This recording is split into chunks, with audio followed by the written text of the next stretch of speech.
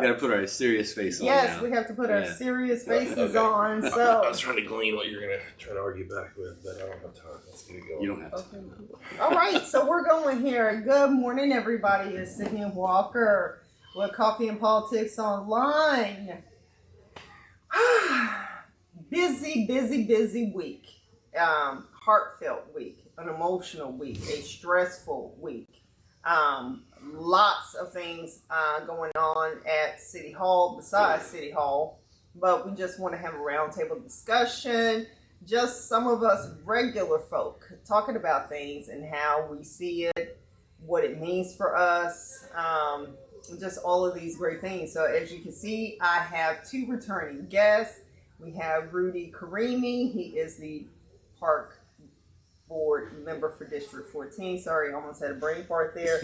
And then John Botefuhr. He lives in District 2. So we're just going to kind of talk about some hot topic items and things that have come through City Council and just kind of recap on some other items that were discussed earlier that have been brought back up before Council and just some updates from committees and whatnot on those topics. So good morning, gents. Good morning. Good morning. How are you guys? I'm good. How are you? A little tired on this cloudy, cold, rainy day. Yes, it need did. this coffee. Yes, it did get a little chilly. So, Rudy and I, when we were on the show together, we were talking about park fees. I've had some discussion about Fair Park, and I definitely want to talk about where, looking to finally get the park at Fair Park. And, of course, the biggest topic and elephant in the room is City Hall. So we'll save that for last. I need a break right now. Right. Yeah, we could use a break from that.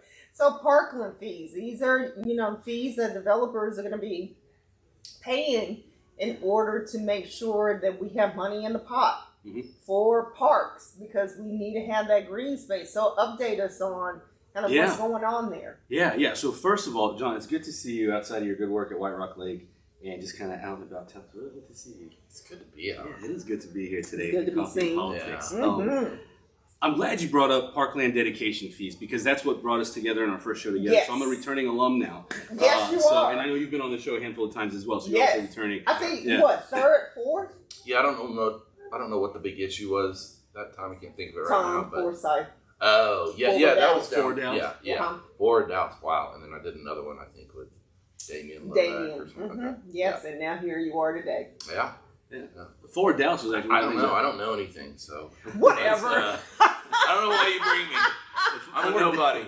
4 Dallas does seem like a million years ago. That was actually one of the first things that brought John and I together.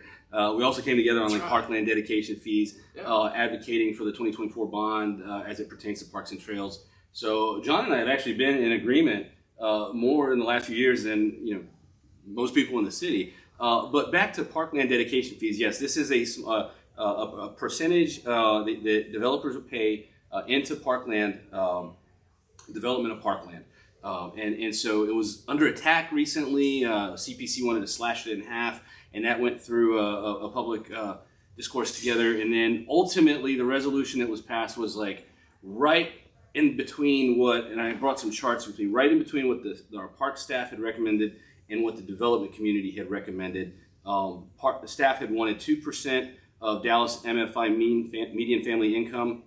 The development community wanted 1.5%, and that was the hot topic that night. They settled at 1.75%, which is enough in most cases for both sides to look at it and simply say, well, it doesn't suck, right? But ultimately, I still believe that we should have gone for the maximum, the 2%. But where we are now is better than where we were before.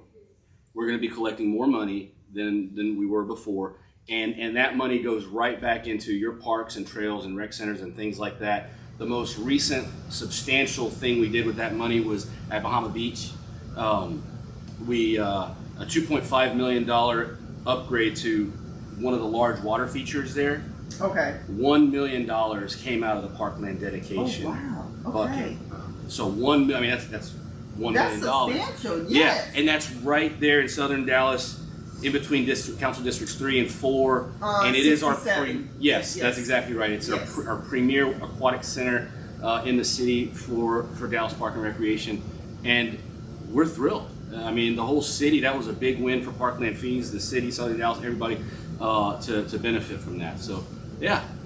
So I do want people to know that, and you can correct me if I'm wrong on this, but the state doesn't allow those park dedication fees, Parkland fees to be paid if the developer is building affordable housing. So housing that would be for lower income thresholds. So that's already baked into things. And I think some of the debate around all of this, for me, is it seems like the pot of money is getting smaller and smaller and smaller when it comes to where taxes are coming from, and all of the incentives that we give out to developers and companies that we could be benefiting from financially. Mm-hmm. And it was great to hear that money came out of that pot. We didn't have to get a loan for it. We didn't have to defer it. That money was there to help pay for that. Not only was it there, but it was the best way to grow your parks and public spaces as your city grows. So there's a direct relationship with the two. So that's why those Parkland dedication fees are critical. They'll remain critical. And what's nice is, we can revisit this every year or two to see if adjustments need to be made. My wildest fantasy includes bringing it up to the maximum that state law allows. Maybe we could revisit that in 18 months or so. Sure. Yeah. So John, you have. Well, I want to thank him for doing that, because they were trying to kill them all together, and Rudy's been down there in the trenches arguing to keep them, and it's a big haggling process in this bureaucracy. So he's done a really good job on defending those parts, because that's the way they were designed. The city's supposed to grow symbiotically with development, right, and give money to parks. The first plan of the city was designed around parks, and we forgot that a long time ago somewhere. And I know for my district, with 7 and being in South Dallas, we actually have a good amount of parks. Yes, you do.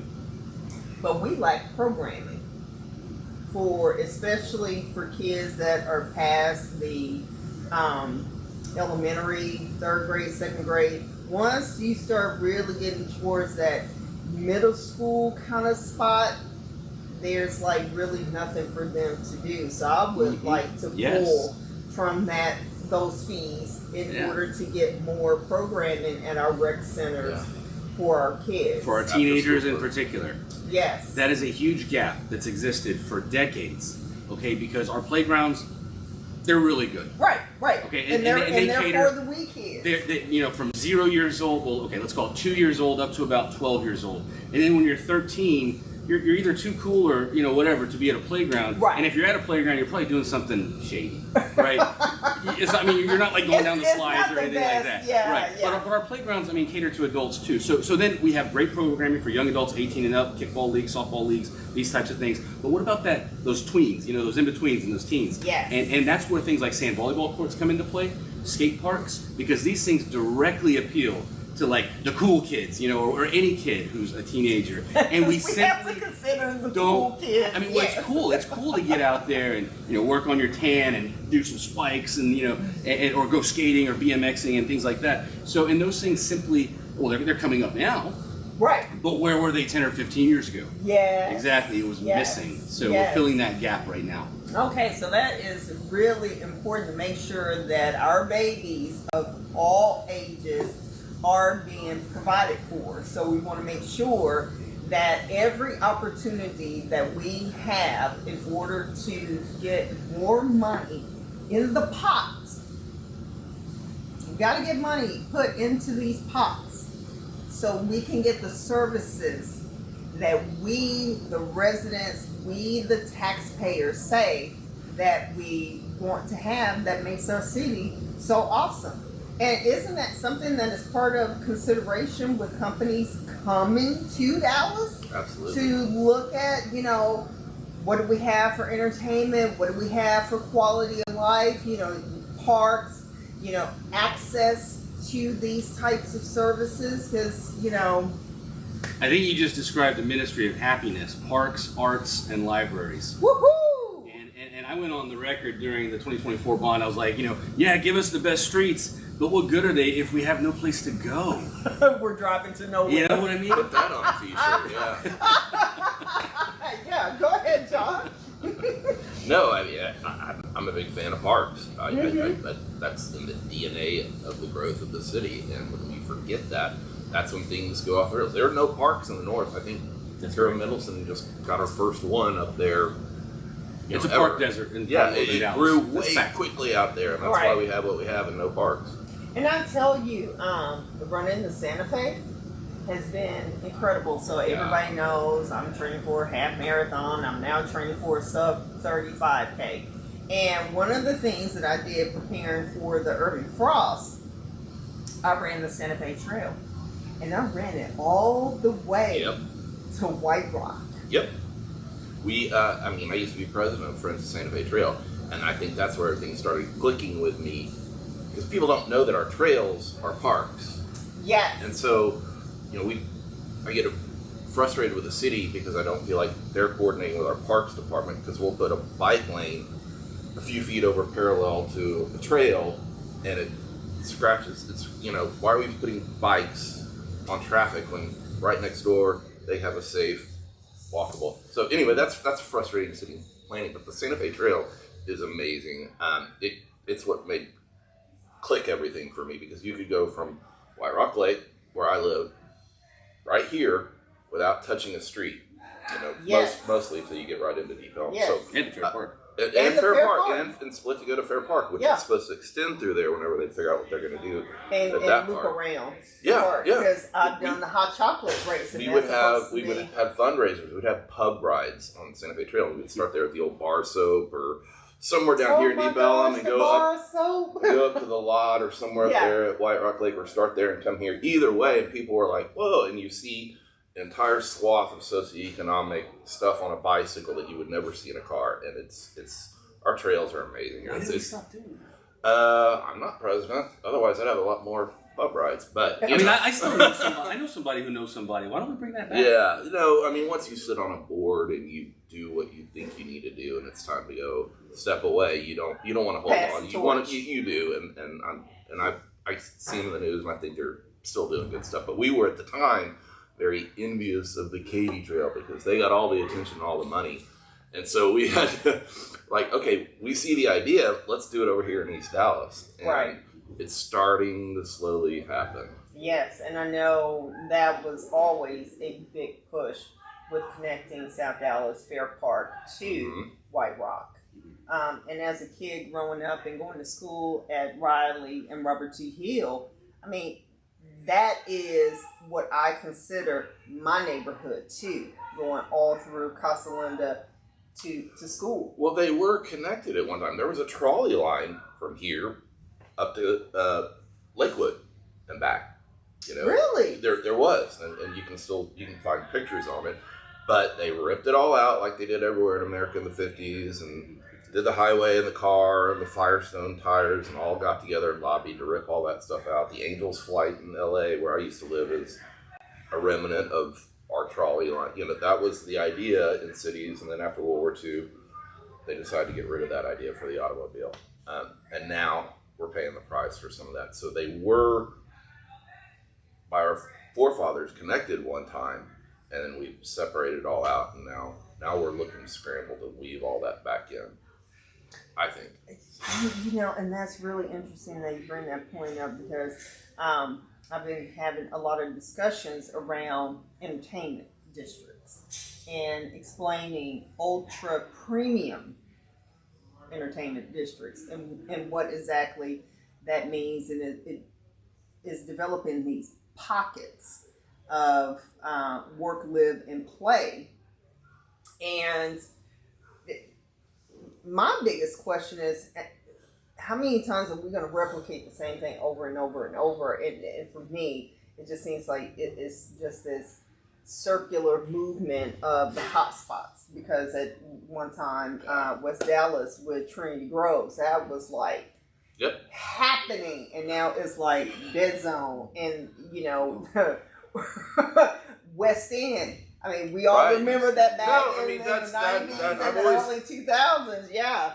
I always thought Dallas is so fickle with that, because we'll get a bunch of energy in one place, and then a decade later we're over at another place. And maybe it's the cycle of council people filing through, and city managers, mayors, whatever. But when I grew up, Greenville Avenue was kind of fun, and then it moved down to the West End. Yes. Okay, then it moved back over to Deep Ellum. And then that shut down. It went over to Victory Park for a bit. And then we put these energies in little hot spots around here, and then don't take care of the stuff that was working to begin with. Right. Is it like that in other big cities, though? Like, I mean, we all travel around the country. Is it cyclical? Like say Boston or like Philadelphia or San Francisco? Like, my reference is probably Los Angeles, a bigger town than this. And to an extent, probably, but not as...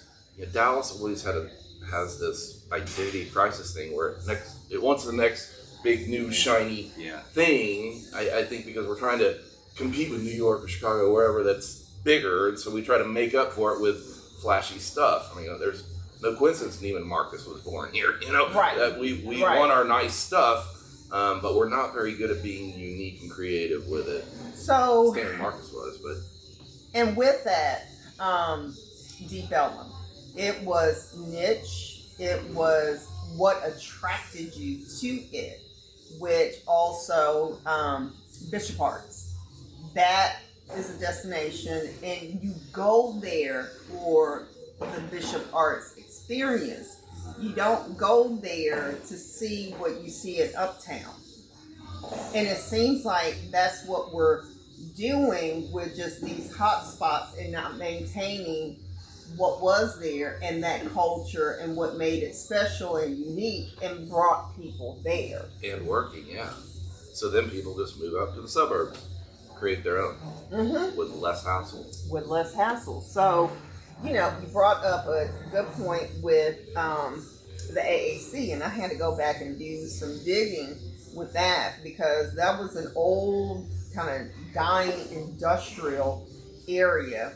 And with the stadium coming into play, those two big smokestacks were there. I remember that as a kid. Yes, and watching that area develop with housing, you have the W Hotel, WFAA moved there, just bringing a different type of life to the area. And I was having a conversation about how with these developments, there's always this conversation of spillover economic development that pulls into or runs over into other areas that need it. West End. But it never really crossed over Woodall Rogers like that to give the West End that resurgence that we remember of the 90s. Right. I think we'll start to get into this on our last issue, but because we're going to get into about developers, I'm sure. Developers, we need them there with the engine that makes this town run. Yeah. But they don't always have good taste. And I think, say, Victory Park, they put that in and went immediately high-end restaurant, all this other kind of stuff, which made no sense to me at the time because you're paying a bunch of money to go into a sports stadium. And then the average Dallas middle-class person is not going to go pay a $500 nice steak dinner and then pay for a ticket to get, like they lost the crowd that they were trying to attract. And then Victory Park went down for a little bit. Now it's all come back up because they started leveling out on what they were trying to attract there. But at first, I was like, you're trying to create Highland Park Village down there, not, you should be, creating, I don't know where I live, Castle Linda or something. I don't know. That's so funny that you mentioned that because, being a Dallasite and growing up here and remembering what Highland Park was, and I'll never forget the Simon and David right there on Inwood. It was like, you went there if you needed something special that you couldn't find at another grocery store. And then in my time after grad school and everything, Highland Park became, the very chic shopping experience where you have Hermes, you had Chanel, you had all of these premium designer, high-end designer brands there, but it made sense because it's Highland Park. It didn't when I was growing up. I mean, there was convenience stores, there was 7-Eleven, there was Cooter's Camera. So now it wants to be a miniature Rodeo Drive. Okay, fine, you're right, they can afford it. But the rest of the city is middle class to working class. And these lofty developer ideas forget that because they probably have dinners in these nice places and think that's the rest of the world. But it's not. I know that living in East Dallas. It's the most normal place in Dallas ever. That's why I love it. After being in the Park Cities for a while, I think this is more reality of the world. But we're gonna get into development and the good and the bad of it. It's a double-edged sword. And so, and to credit Ray Washburn, that was his development that has his finger marks on it. And I will say, Mi Cocina is my Uber go-to because I can get margaritas brought to my house, and the kids get their bean and cheese nachos. I get my huge serving of guacamole, and I'm a happy camper. But again, John, to your point, if you're making, $89,000 a year, if you want that kind of experience, that's something that you're doing for, your major 5-year, 10-year anniversary. I'm turning 40. This is not something that, you're going to be doing as just, hey, let's go have dinner because I don't feel like cooking. And you're going to a restaurant where the bill is going to be $800. Yeah. But that's not even the median family income in Dallas, what you just described. The median family income is under $60K. So yes, it is. Those making $80 to $90K, I mean, you're above that. Yes. And so if you hadn't seen the video that I did on ultra premium entertainment districts, they are catering to, and this was a new term that I learned, the working rich. I'm going to have to marinate on that. And yes. I kind of understand that. Yes. Can you describe it for us? Yes, I will. So, theoretically, and there's some debate on where it begins. It could begin at $150K a year if you're in that kind of market. But normally it is people that are making $250 to $500K. That's their salary that they're making. They really don't have any assets that would make them rich. So as long as they're bringing this income in, they have the ability to, go to Tahiti for vacation. May not be every year, but they can do it. They can, absorb the bumps in the road financially and still go out to eat. And all of those things. So, well, I'm still thinking about working rich and where I might fit in that personally. And it sounds like we're splitting hairs with middle class, which I guess is fine. Right. Now I have a new level to get to, which I guess is the working rich. But I mean, I'm a independent businessman, and I eat what I kill. If I'm not at work, I'm not ever going to make the working rich. Right. So these people are being marketed to for premium experiences. So it is and I'm bougie. Back in the early 2000s, I was a crescent girl. I was going there for my massages, but this was pre-kids, and I had 2 dogs, so I could afford this kind of lifestyle. But it is that high-end experience. It is the Bergdorf Goodman shopping. It is, you may have a couple of Gucci, Louis Vuitton purses, if you're going to concerts or games, you're not sitting with, your regular people seats high up. You're wanting a more catered experience. And so when I started digging into this, I was like, this just seems exploitive. Well, I mean, I know from small business, there's only 2 ways to make money. You either charge very high and have low volume, or you have high volume of foot traffic and charged out. I mean, somewhere in there is where you figure this stuff out. And I think to the Victory Park example, they went high end, high dollar, flash in the pan, a place you might go once or twice a year. That doesn't work for a place that you're trying to generate foot traffic. So I don't know who was the planner on that initial part, but we might be 10 years ahead now at Victory Park than we are now if they kind of started correctly. Yeah, I mean, because I small business owner, you want the numbers because with the people that can really afford the high price, they're not coming in there every day.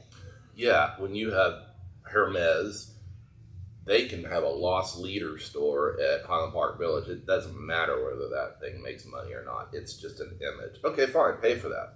That's cool. You probably do make some money, but you can't replicate that over here in East Dallas. You can't put a Hermes store. No. No one would walk in. Who's going to buy the $100 lipsticks? Right. Because I'm saving up to get one. I'm trying to justify it in my mind, but I'm still going, I'm just going to go to the drugstore. Go ahead, Rudy. No, I think what John described is why East Dallas, the pockets where we are, whether it's the Lakewood Shopping Center by me or Casa View, Casa Linda over by John, those places are sustainable. They develop foot traffic. They don't have the stores that you just described because they have the everyday restaurants, the everyday shopping, small nicks and knacks, type of gifts, and they are very successful. I was so hurt when Le Pete's closed. Go ahead. I'm sorry. No, we just need them. I'm kind of agreeing with him. I love East Dallas because we do have a mix of, we have our chain stores, which I'm not generally a fan of, but they're necessary for economic development. But then you have these pockets of unique Dallas ideas like Hello Dumpling and Good Friend kind of near me, popping up, people throwing stuff, and maybe they work, maybe they don't. And if they work, then maybe they put a satellite out in the suburbs, and then some company invests in it and buys it and becomes another chain. I mean, that's kind of how we cultivate small business into big business here. And we can do that in East Dallas. I don't know if you can do that in Highland Park. Well, and I will say, visiting Bishop Arts and remembering it prior to my daughter being born, that was part of the draw and appeal was what made Bishop Arts Bishop Arts. It wasn't. That's a good example. It wasn't the same as going to Uptown. It wasn't the same as going to Deep Ellum. It's unique. It's unique, and that was part of saying, okay, well, disposable income, this is where I want to go this weekend. Next weekend, it may be, totally different. But that was the beauty of having such variety that didn't replicate and look the same. It is. I love this town more than anything, but I'll be the first to say it can get really stale. The day to day here, but we've got a great airport. We can fly off for vacation if we are the, what do you call it, working rich, Yes. We can get out of here and have a nice little experience in Colorado or somewhere we have to. But while we're living here, it's kind of cool. You can take these mini vacations within here and go down to Bishop. My wife and I went down to Bishop's Arts, went to Rebels Hall. She went to Tulane, and we felt like we were in New Orleans for a moment, And I love that this town can pull that off, We can have mini vacations in here if we kind of keep this unique stuff we do in Dallas going. Yes, and I will say the uniqueness of Fair Park. And when are we going to start getting that development, those funds being put into it? The money is there now for the community park. It's going to get, ground will break soon on it. But it's still like reimagining Fair Park and what can we do there with those buildings and bringing that unique experience that you can't find anywhere else. Go ahead. There's a lot we can do in Fair Park, and that's one of the things John and I will agree on is we have to defend Fair Park. I've gone out and said some crazy things on social media. The city will rise and fall with Fair Park, and there's some truth to that. There's big things that we can do, like the community park, and nobody on the park board was ever against the community park. Some of us just wanted a little bit more due diligence, but we're happy with the outcome and when we break ground and ultimately cut the ribbon. But that's still a couple years away. Yes, at a minimum. Some might say 3 to 4 or 5 years. Some might say 18 months, 2 years. we want it to be tomorrow. All of us do. Of course. But there are things that we can do tomorrow. In fact, there are things that we did last weekend with the markets. Yes. And yes, I heard about that. And that's tomorrow. huge for go down there tomorrow. Check it out. For the buzzword of the moment is foot traffic. I was there. John, you were there too. We were there at different times, I think, because we didn't see each other. My family and I rode our bikes there. We got on the Santa Fe Trail. We went down the T intersection. Yeah, put the kids on the back. And you know what kind of stinks? And I'm going to call it out. There's no bike racks at Fair Park. Yeah. We parked at the aquarium. We chained our bikes to the fence. Okay, so I mean, come on, like park department, let's do something better. But we are going to get bike racks. Okay, so we're going to have places for folks who want to ride it on 2 wheels, 3 wheels, or 4 wheels. That crossing right there where Santa Fe Trail goes directly into the park is a little harrowing because you got a train, you got a car. Yes. Like something on the other side needs to be a little more welcoming for the bikes and put some bike racks there, and you might get that because when I was on President Santa Fe Trail, I would ride my bike down there and go to the fair. I'm like, how cool. Never touched a car. Can walk in and walk out. I mean, that's when I was a little thinner, but it'd be nice to do that again, you know? And you will get there and do it. And so remember, we're East Dallas guys. And so the fact of the matter is, in under 20 minutes, you can get from anywhere around White Rock Lake or the heart of Lakewood or Old East Dallas in less than 20 minutes. It took my family and I 14 or 15 minutes to get to Fair Park. Honestly, door to door, that's faster than getting in our car, driving, looking for parking, and then unbuckling the kids from their seatbelts and the car seats and getting into. Because you know what we did with our bikes? We rode right into the market. Right. Okay. And we got off our bikes and we were safe. We weren't like being crazy. Right. But we went right up to the market. Yeah. That is beautiful. And we're going to do that again and again and again. And Bike DFW, I found out yesterday, on the third Sunday of the month, they're bringing in like bike racks and a place to bring your bike so you don't have to go a little farther off to the aquarium and like lock up your bike in some awkward location that's off the beach. Right. Here's another fun fact I found out. FIFA, obviously we know FIFA's coming to town. They are bringing bike racks to Fair Park. Nice. And they're going to leave them there. All right. I love it when other entities pay for our exactly right. I mean, the little wins need to be celebrated too, and the big wins. Of course. We need a bunch of little wins. So imagine more markets, right? Imagine a playground potentially coming online near the lagoon. My family and I, the 4 of us, we went out on a dragon boat. And if you have an aquarium pass, even if you don't, it's very reasonably priced. You can get a 2-person dragon boat, you can get a 4-person dragon boat, and you go into the middle of that lagoon, and it kind of feels like you're in a different world. Even though you're like 20 feet off the shore. It was amazing. And as long as I've lived in Dallas, which is not as long as this guy, I would never done that.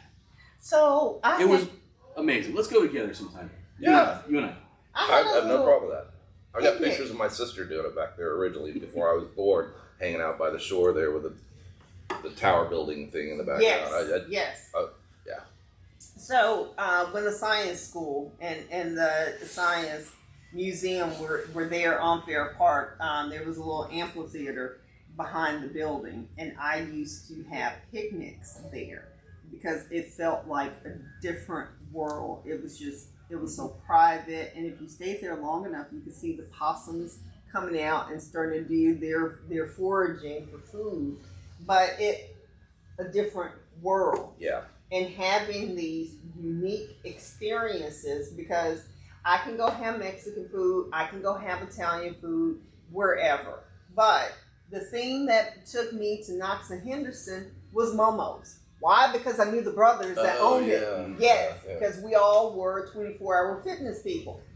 That's where I went for my Italian meals. If I wanted Thai food, I would go somewhere else that took me to another part of town so I could have that experience. And one thing I will say, I'm so grateful that the TCB wine on Abrams and Mockingbird is still there, because that was my thing of going to White Rock with white chocolate mousse frozen yogurt. The inside hasn't changed much. Or at all. No, I'm so grateful of that, because I love it.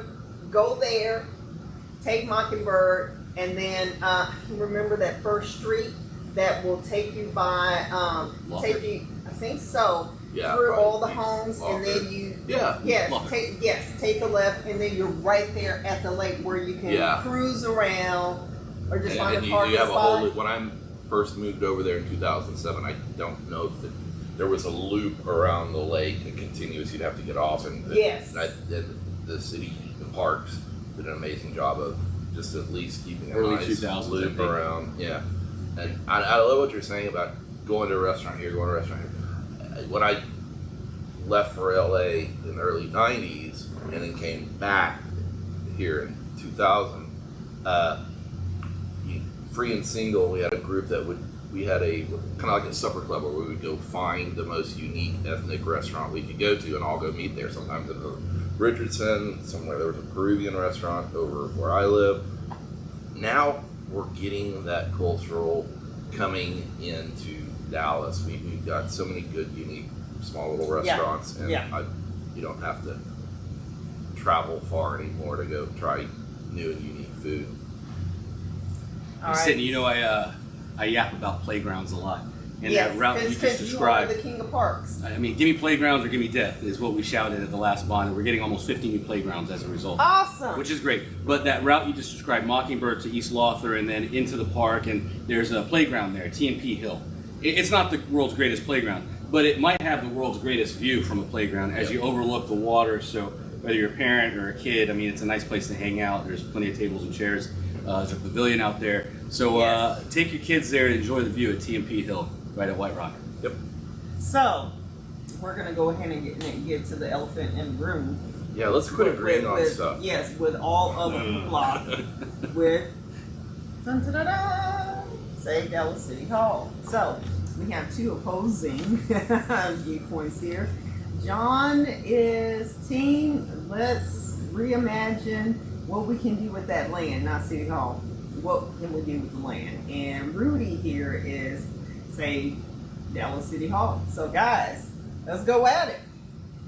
We're still friends, by the way. Of course. We're still respectful. Yeah. Even through different and views. that's how it should be. Yeah. There's a loss of spirit of being able to disagree and still remain civil.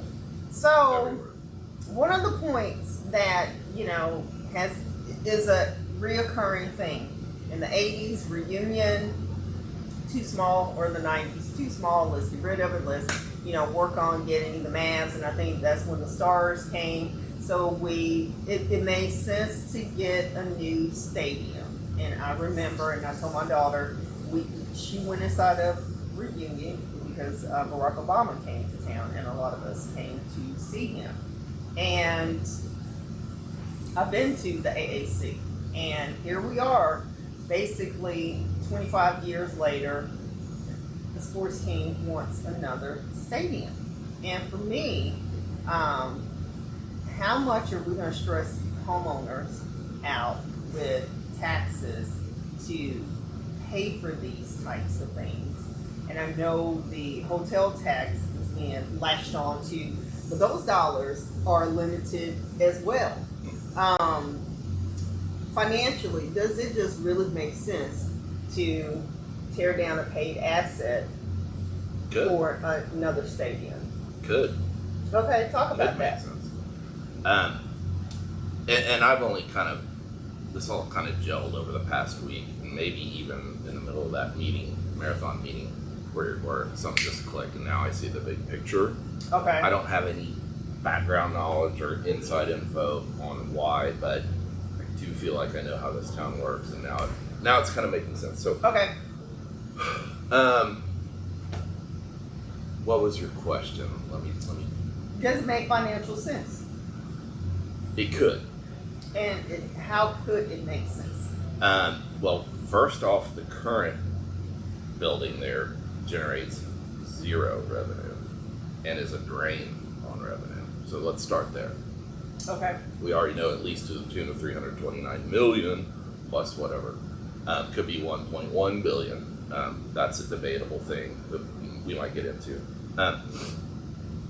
But if you just kind of take all the lawyers and the dollars out, you have a city property, and one of the things that came out of that meeting for me is that Parkland also, like, I don't know, and it sounds like nobody in City Hall knew the question. They're researching that Ockard now. Plaza is classified as parking. It could be. Willis It's kind of an Minner said obscure that. shape, but it is. Okay. Robert Wolonsky says no. I don't know. It's a question that actually does need to be answered because that would require a referendum, right? Yes. Correct. Okay, we have an election in November, so if it has to be a referendum and we have to vote on it, seems like we need to get our crap in gear to make sure that gets on a ballot by November, so we all can vote on it if that's what we have to do.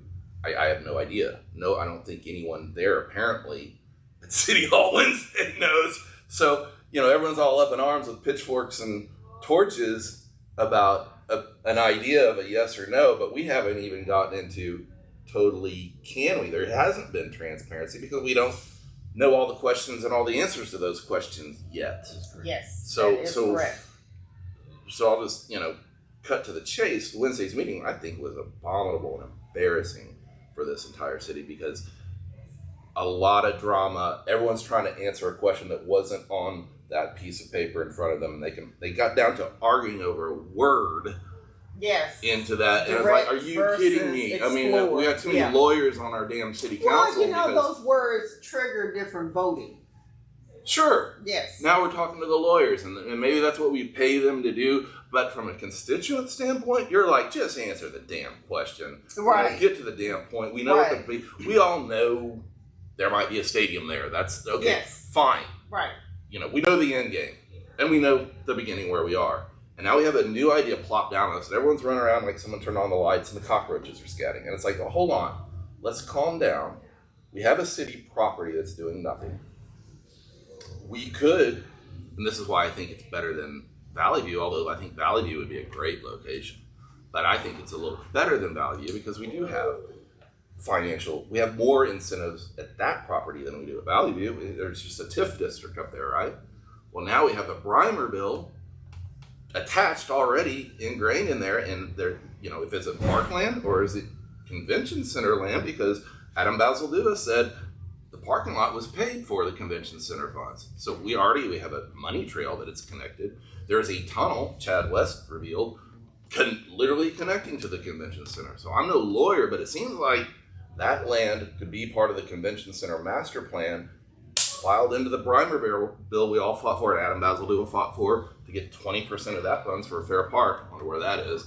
But with 80% of that is going to go to that property. So paid for by tourists. So when we talk about taking our tax dollars away, make some guy from Arkansas or Chicago pay for it who comes down here for a game. Okay. You want to add to that? Actually, there's a couple things I agree with that John said and a couple things I disagree with. Number one, I do agree that plot of land where the IMPA building sits generates nothing, no revenue for the city. But what city hall generates revenue? Well, see, that's where I was going with that. But it's not exclusive to that space. Look around it. Look at all those parking lots that have sat there for many, many years, unused, undeveloped. Just an opportunity that's been wasted. So it's not like someone breaking down, leaking. Well, that's true too. But when someone says like it does nothing for the city, neither does the area like south of City Hall and those parking lots there. Exactly. So that's one point I'll actually agree with. But one thing I might disagree with is like when we talk about the clear big picture, like I don't know, is there a clear big picture for what this would be? Because in my opinion, there isn't, because they still don't know, like they don't have clarity around the parkland there. Like in my opinion, like if you were to graze City Hall, you could actually just keep the parkland into the development, and then you don't have to go to the vote. You don't have to go, because Ockard Plaza is just one little triangular sliver of that 11 acre so spot. What are we supposed to do? Are we supposed to reimagine, or are we supposed to have hardcore details? Which one? Because I'm getting whiplash. We can reimagine, and I think that's where the stage is we are, and trying to codify that with a meeting like, and everyone's all over the map because they're thinking about, well, are we tearing it down or not? And that wasn't on the question. That was not the question they were answering. It was just like, hey, is it feasible? Can we go look? What would we have to do? That was all that was really on there. Whichever verb you want to use, seek, search, direct, whatever. That was all. That was all that needed to be answered. That meeting should have been over by 5 p.m. Well, a lot of this, and you know from running and watching those city council meetings, because you and I have talked. We have texted. Oh, the egos, the kabuki theater going on with these council meetings, and I'm like, some of these things could have just been an email, but here we are with these theatrics. That's what perfect. Yeah. When you have Adam Bazaldua and Carol Mendelson on the same page, now my fire's going off. I'm like, okay, what happened? Okay, this is gonna get fun. Let's get down to it. Okay, go ahead, please. So with the hotel tax, yes, there is a lot of earning potential with that, but that whole convention center rehabilitation and whatnot is up to $3.7 billion that is going to be paid for by the hot tax. The hot tax is being pulled on in a whole lot of directions.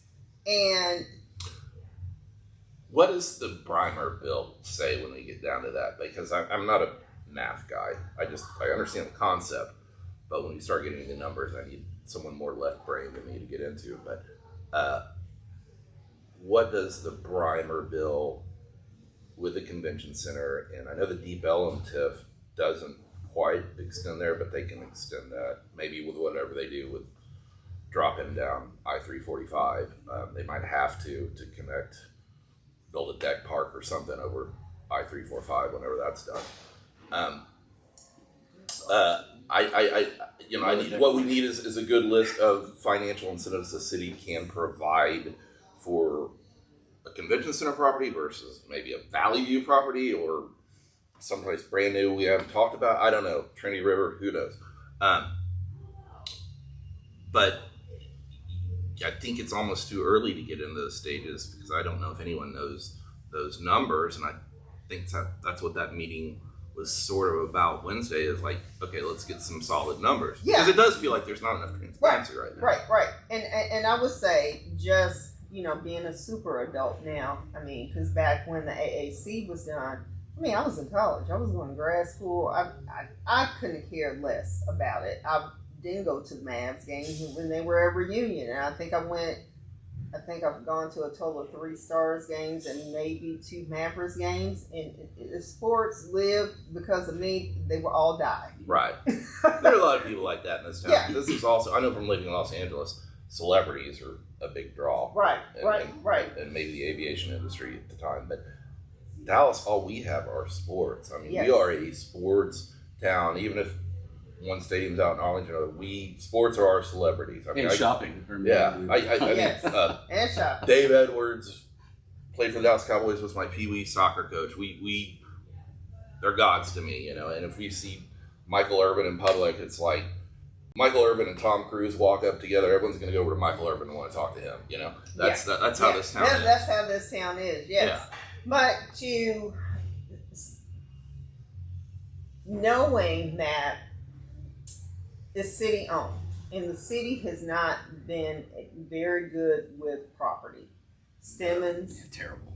Hampton Road, with buying property and not seeing what was adjacent to it, and they wanted to put homeless people there, homeless men, and there's a school across the street. Well, so yeah, that's the same. Now we have, this is what's so weird.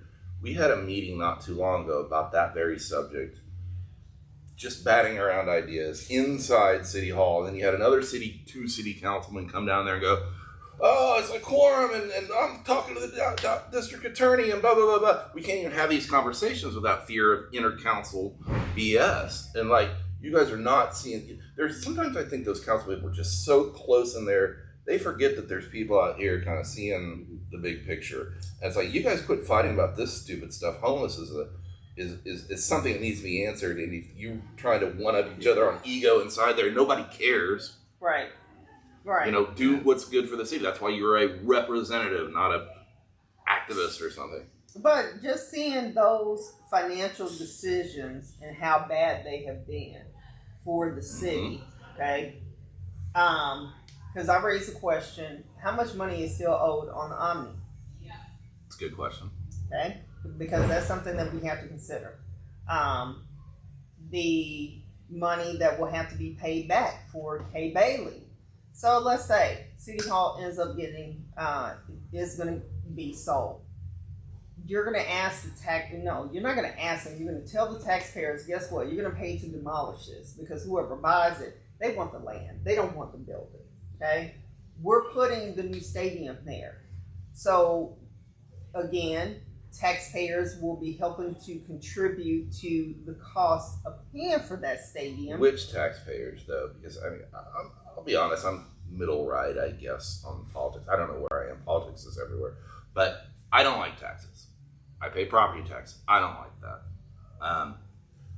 But we got to break down where the tax is coming from. Does it come from my property tax that I pay for my part? Or are we getting it out from tourists? Or we get it from the federal government?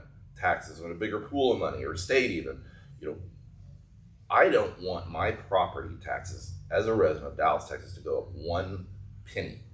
And there's only a few ways we can do that, and that's grow inside so that there's more people inside, and that tax rate, what I pay when I write a check for, stays the same, and we have more volume of people in here that keep our budget going, and the tax rate stays the same at a low level. Yes, or but not with all, that, whatever the state's getting ready to do. yeah, the evaluations of the properties are going to go up, and your tax bill is going to continue to go up, even though the city of Dallas has to go to a referendum to raise taxes, and Austin is going to come down hard on Dallas if they try to do that. Well, they're talking about getting rid of all property tax right now. Right. So who knows? That's Austin. And see, that's exactly it. We don't know how this will be funded. And in general, I think most of our residents don't know what a TIF is, don't know what the hot taxes are. So we can talk about these things and it just continues to go over most people's heads. Or we can talk about, I think what's more important is the reimagining of that space, if that's what it's going to come down to. We don't know basketball arena. We don't know high-end mixed use. We don't know anything. What we do know is if City Plaza stays there, it's going to continue to serve its function that it's served for 47 years. But we don't even know what it would look like if it were to stay, because the area around it is kind of blight and unimagined. So why don't we go down a route where we create a master plan for both scenarios? It could be like this if we raise it and develop, or it could be like this if we build around it. And you know what's really successful at Victory Plaza is I think it's WFA. They do their newscast right there overlooks that plaza. Yes. What if NBC5 said hey, I'm really interested in doing that, but over at that civic space. Yeah, and that's going to draw in people in the morning, in the afternoon, a different kind of person. If that's what we're trying to say the quiet part out loud, to activate that space, and now we develop some of the mixed use around it, and now it all blends together, and now you have several dozens of acres that are actually generating something for the city. And City Hall is still doing what it was purpose-built to do. And I'll go on the record and say that you may disagree. That's the single most purpose-built building we've ever had in this city. It was designed to serve one thing, and that's the civic space, a demonstration place, and have this huge council chamber. And then so it is an arena. And it's falling apart. The sad truth is an arena. Let's just pull the elephant out of the corner of the room and put it front and center. Is a arena a civic space? No. No, why? No. Not a place where a lot of people can gather. It's not an accessible place. I mean, why is it not? Well, not now. I mean, I'm not. Who's going to protest at an arena unless they're protesting honestly, the arena? If you're a season ticket holder, sure. If you're going to all the games, if you're a part of the tens of thousands of people who are activating that space, but most people they don't go to basketball games. They watch at home. But what about all the tailgaters? You go to AT&T Stadium. There's really nothing around it. Yeah. But people, I would say that's a civic space out in the parking lot every other weekend. Yeah. I mean, you're gathering, you're talking, you're bringing people in 3D experience with each other. So when there's not a game, or there are tailgaters, are there people in the parking lot? It's Arlington. What the hell else do they do? Okay. So it'll just be an empty parking lot. Right. Okay. Right. And that's what we suffer from already. Exactly. There are tons of parking lots. Right. But that's going to change with the new convention center. Knock on wood. Okay. Can there still be some added development, mixed use, high rise, development there? What does the convention center do Monday through Thursday when there's no conventions going on? I will tell you, basketball games happen on Mondays and Wednesdays. Dallas Sports Association brings in 75 plus events every year to the city of Dallas. And they have programming that is bringing people here and activities there, which is why you have a convention center. Yeah. Because so you can't put in... The AMA can come and have their thing. You couldn't put a Mavericks basketball schedule with a Dallas Convention Center schedule, stick it through AI and make some sort of coordinated parking effort or something. I think here's a really novel idea. Mass transit. Dark. Well, here we go. Let's tear down the damn city hall because there was supposed to be a subway there, and that hadn't happened. You know? I mean, it's never going to happen. They had great ideas. They had lofty ideas, maybe too lofty, because what that place was designed for, and it is our 5th one, by the way. So it's not like it's been there. I mean, we had some prettier city halls than this one. Well, we still have 2 of them standing. Yeah. I love the I love the classic architecture of the old one. You know, that's cool.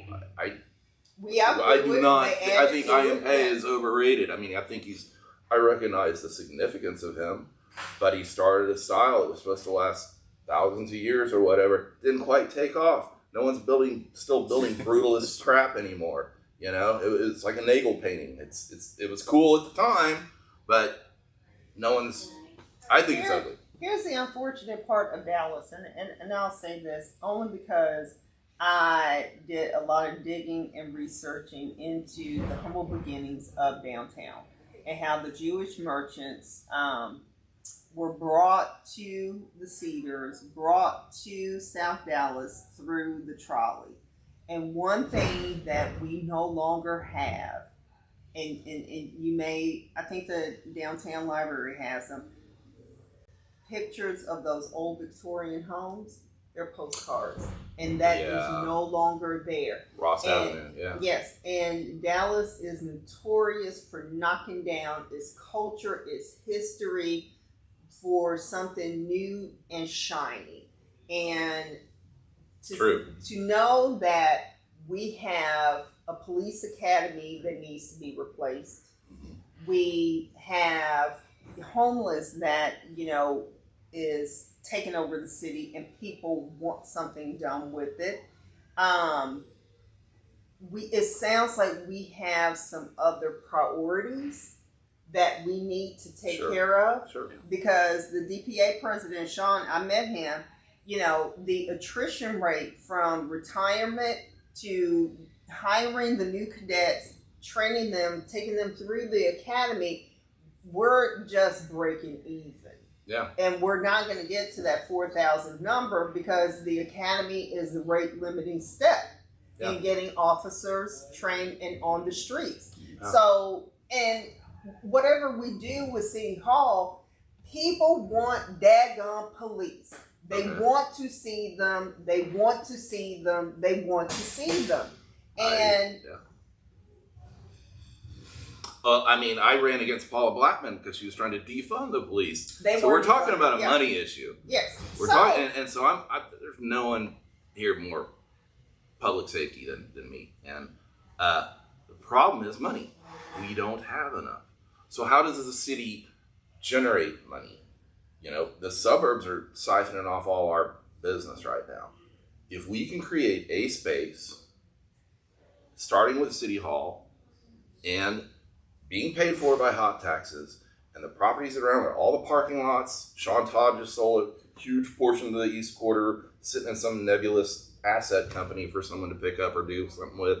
Right there, the whole southeast end of downtown can be the star up in Frisco. And we can punch them in the eye, and we can generate economic development with retail. The sports industries aren't just some sports owner wants a free stadium like it used to be. They are now multi-global conglomerates. They are the ultra premium entertainment district. They really are. They don't want just a stadium. They want the whole damn thing. So it's going to be activated with 24-hour activities 7 days a week. And an example, you can look at the Battery in Atlanta. It has an Omni Hotel, Aloft, and it is catered towards those working rich people. Maybe. No, they are. Well, okay. You can do the research on it. It is its own basically little city where premium high end everything is being provided for, and it's catered to those people that are making $250K to $500,000 a year. And guess what? You're still going to have your middle class being pushed out and your working poor being imported in to go work and then get out because we don't want to see you. And all that money, we're going to give abatements and incentives out the wazoo for those type of developments. And the city still isn't going to pay. It isn't going to reap the benefits financially like it's being paid. How could they not? I mean, just based on sales tax alone, the city gets money, 8.25 out of every dollar spent. Okay, if there's one store getting 8.25, then what if there's 15 stores getting 8.25? Now we've got more money generating. It doesn't. We're talking about entire growth of an area. And the developers all finding new shiny toys to play with down there, and building stuff, and all we have to do is just throw a hook onto it and throw that money into the city budget, 8.25. So why didn't the AAC do that? Because they were kind of dumb how they started. Like I was saying, they went for that high end. They didn't go for the working rich. They went for the rich when they started. And maybe if we start at the middle rich or lower to attract volume. Instead of they don't want volume. Look. Developers. I want to challenge both of that. I want to rewind like 5 minutes in the tape and challenge a statement I heard both of you say, and that people want to see the police and we want to have more police. Look, I'm actually friendly with the police, and I want public safety. I want that to be on the record. Yes. But I don't think people always want to see the police. I think. If I'm feeling safe in a space, I want to feel safe because of activated areas, reactivated areas, not because there's police presence all around. I don't go to a place and appreciate like a police state, like everywhere, like, oh my God, like why is there so much police here? You know, number one, I know that's not sustainable. Okay, because we cannot keep police officers in every corner of the city for people to stay safe. But what we can do and challenge our city leaders is the activation and reactivation of a space. I'm going to bring it to parks for a second. The way you make safe parks is you activate them appropriately. If they're underused, if they're not used, nefarious things will happen, and you have to have police come over and over and over. But if you put things like a splash pad there, a new playground, or some innovative play toy, or passive recreation, active recreation, and now people are coming there, it's more safe, and you don't need a single extra police officer. That's exactly what we need to be pushing for at City Hall. If people don't feel safe there because of unhoused people or crime or whatever, it just needs to be activated. But there's a balance there. There's a balance to things that John's pushing for, and things that the super hardcore preservationists are pushing for. There is a balance in between. I think we need to, number one, respect the sentimental value. And I know this is like where you put something on social media. I think we should never undervalue the sentimental value of this space. It is a place that's completely unique to the city. I don't think it can be recreated anywhere at any price, and it should never be rented or leased. Okay, but I see tremendous opportunity in to what John is saying around those spaces, but without tearing down the building. Because if you look at the footprint of the building, it's like 8 acres, 9 acres. I mean, that's not a terribly large piece of land. And let's just assume that they don't do anything with Ocker Plaza because the can of worms that's going to open up when senior park officials come back and say, actually, we need to go to a vote, we need to go this, and people are like, forget it, you know. But there's so much value around that space that we can create safe spaces. Again, without the added cost and the burden of hiring 4,000, 5,000 extra police officers, but still give that impression of safety. So I just wanted to just bring that back if that's worth a deeper dive into, or maybe for another session. But I don't believe people always want to go places and see police officers. And that doesn't mean you disrespect them, because when I go places, I shake their hands, thank you for what you do, whether you're a marshal, even a park ranger, certainly DPD. Yes. No, you're talking about an image. I mean, that's a police tactic. Do you need visible police, or do you need them nowhere? Cameras. I mean, that's and I agree with the image. Yeah, I'm just basing that going to other district public safety meetings, which is completely different than how the public safety meeting went in South Dallas. Because we don't want to see them on every corner. We feel like, we're just being watched. Right. But you do want to know they're there. If you if we need them, we don't want them to take, an hour and a half to go. Or 3 days. Yeah, let's get into response times. We can go down rabbit holes on this issue. But, let's come back to the City Hall, which is, and you mentioned preservationists, and I know, I mean, my family's been here for 150 years. There are buildings that I will stand in front of a bulldozer to never tear down. I broke my heart when they tore down the Hard Rock Cafe. And Yeah. there's a lot of buildings I will, but a 1978 building, an overambitious 1978 building that's not even as old as I am, you know, is that preservation? I mean, but how do you become one of those 100-year-old buildings, John, if you can't even become a 50-year-old building? It was his first civic building. Would you want Fair Park torn down? No. Okay. There you go. John will go stand in No, front of let's Right. now we're talking about design. The brutalist design is an offshoot of the Bauhaus movement. Very creative. Well, that tree split and you have Deco and you have brutalism. Well, we have the most unique Art Deco style in the country already existing. And what they chose back then was some ugly block of cement. They could have just looked at Fair Park, expanded on that, and created, and we might not even be having this conversation right now, but IMPay didn't. He wanted to be too avant-garde and do something. I mean, it's become an arrogant building. Go ahead. Well, hold on. It is an arrogant.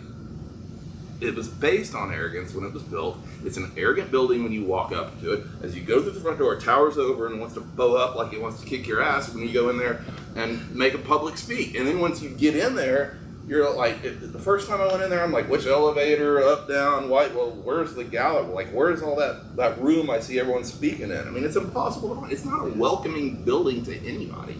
That is not what a city hall should be. It should be simple and a gathering place and not a heat island out front with a puddle. But John, I know we're probably wrapping up on time, so start thinking about closing arguments and this that. John, I hear everything you said, but where do we draw the line? Because if we don't draw the line at City Hall, who's to say they're not going to come after Fair Park next?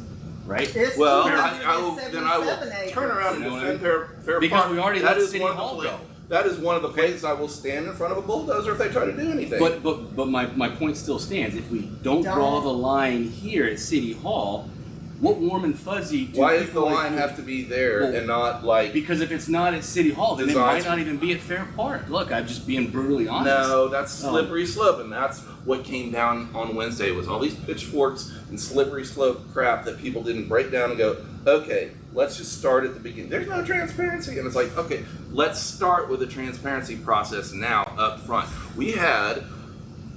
I'm trying to think of another emergency fast-paced BS thing the city did. And the closest thing I can think of is when they fired whatever TC Broadnex. That never went to a committee meeting. That was a 5-signature memo thrown down on there, and a lot of untransparent BS that got to that point that we never got to see. And then all of a sudden, we're paying that guy $500,000 to go get another $500,000 in Austin. Okay, total untransparent. Now we have, okay, let's do it right. It went through a committee. You know, whatever you agree without that committee or not, and then it came up to council. So we've had 2 public discussions already, and not to mention media all over the place. But now we have these pitchforks and torches about, are we tearing down City Hall or not? Like your button right now, that is not the question we have right now. It could be in a few months or after a few more meetings.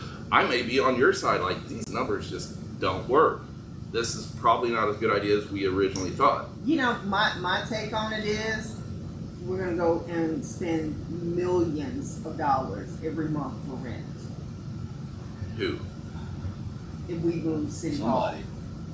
It's going to come out of public safety. It's going to come out of parks, libraries. It's going to come out of an already stressed budget when we already have a paid asset that people kick the can on with not doing the maintenance, just like Fair Park. And Fair Park has the same high dollar, if not more, than City Hall numbers that just came up for deferred maintenance. And we're not talking about selling those 277 acres, because if you're talking about a swath of land that should be able to command a crazy amount of money, is Fair Park. And people would be willing to lay down on the pavement and let bulldozers run over them to save Fair Park. Yes, but because the stadium talk started up because their lease ends in 2031. K. Bailey Hutchins is going to be done in 2029. Now all of a sudden it's this, we got to hurry up and do this, when there's still too many questions. For me, the numbers. Sure, I think the numbers are the key, but there's two reasons for the rush. One is, like I said, it may have to go on a ballot in November. We all might get to vote with our feet. How cool would that be? You know, part of me's hoping it is Parkland. Part of me on the ballot this November. Why not? Because there's still unanswered questions. Right. So therefore, we got to rush and answer these. So I understand the feeling of rush. Another reason is, you have two stadiums and a big loss, or two sports teams in a big lawsuit right now going back and forth. Mm-hmm. They each pay what, like $1 million a year to the city to lease that thing? Okay, so we can take one out, make a new deal with them, and get our revenue we want. The other one, we can offer a new lease deal, and they can have the place all to themselves. That's something Frisco and Plano can't do right now. They'd have to build a whole new, brand new stadium out there.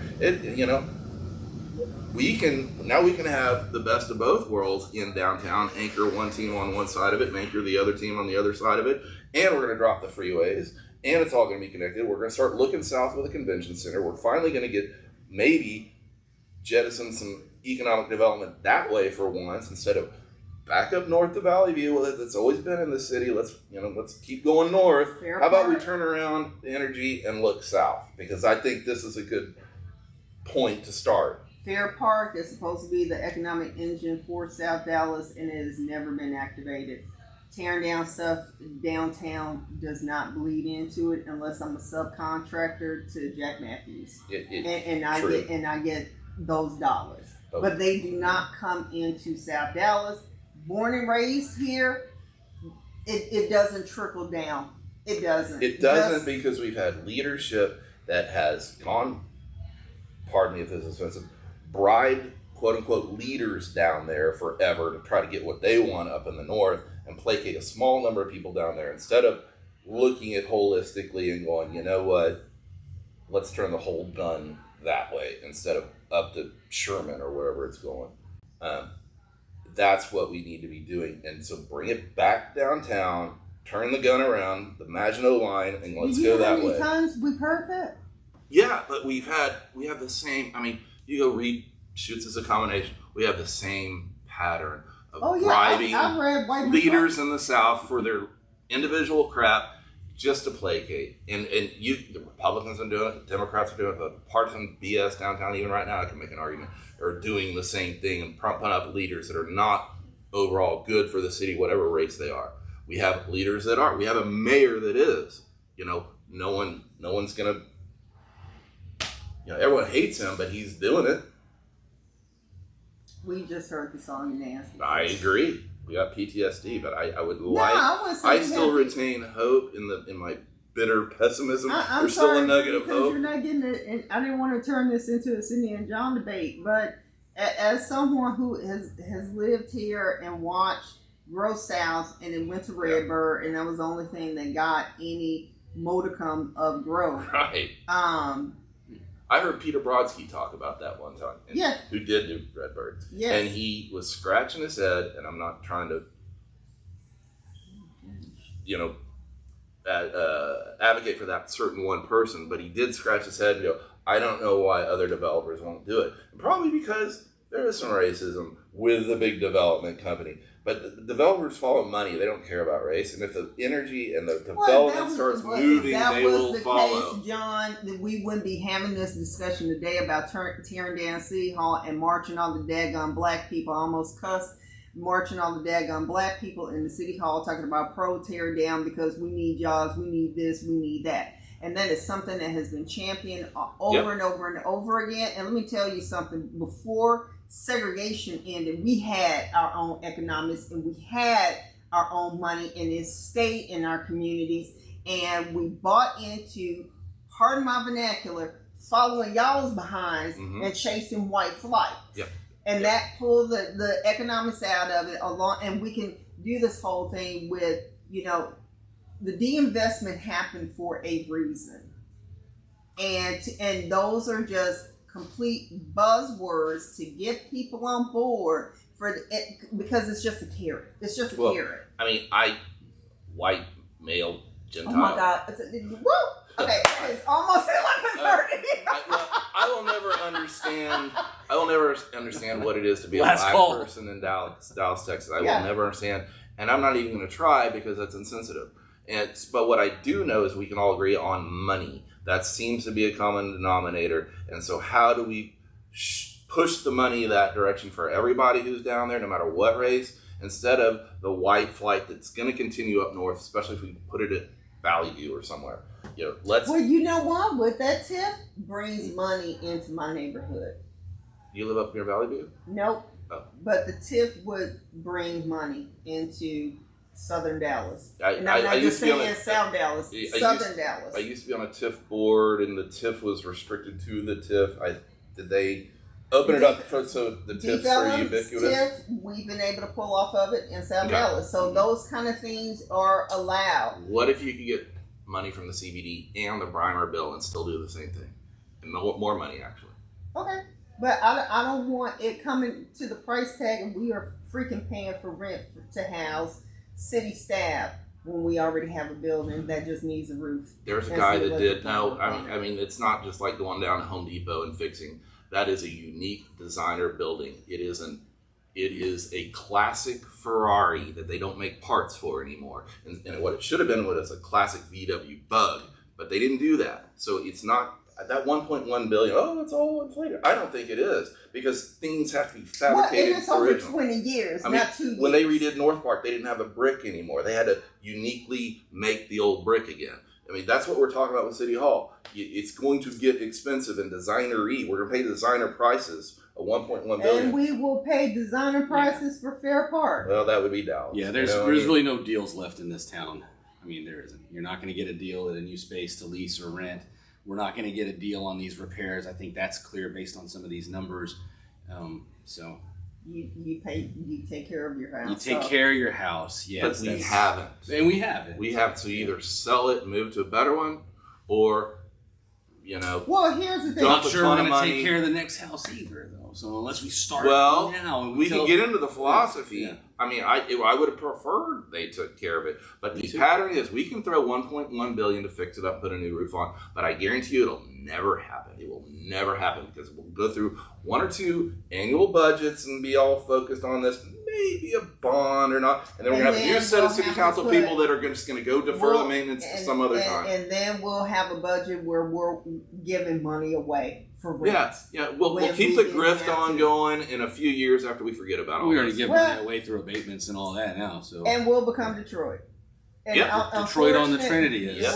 We'll become Detroit, and we won't have a city hall. So here's how we don't become Detroit on the Trinity. And I'm glad you brought that up, because my friend Diane Birdwell, she's my friend. Yeah. We elect representatives who will represent us, and not big money, and not something else. To it. Yeah. Okay. Because I go out and preach, your council member will come to your home and listen to you on some of the most important topics, and that's who we need, and we need more than 6 or 7% of us to go do that. Yes. That is the change that we need more than anything. Yep.